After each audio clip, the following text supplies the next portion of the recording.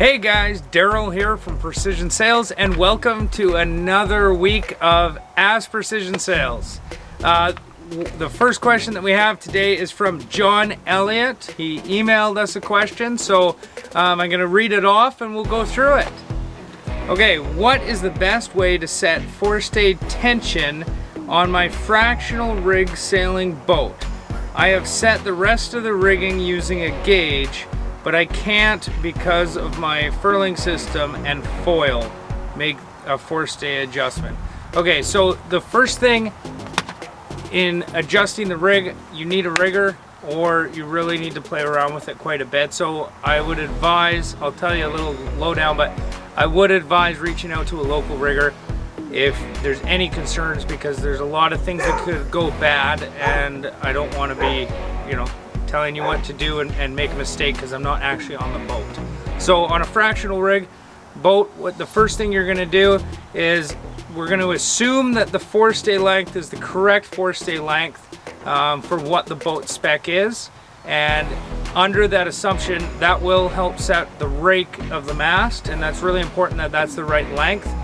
You've already got your forestay obviously attached with the furling system, so let's assume it's the right length.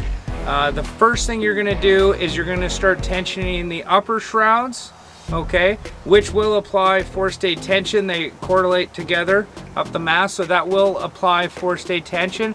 Once you've done the upper shrouds, you're going to do the lowers next and fine-tune the actual curvature of the mast and set it. So that's, I would just say, focus, John Elliott, on the uppers first and the lowers second, and try and tune it into position.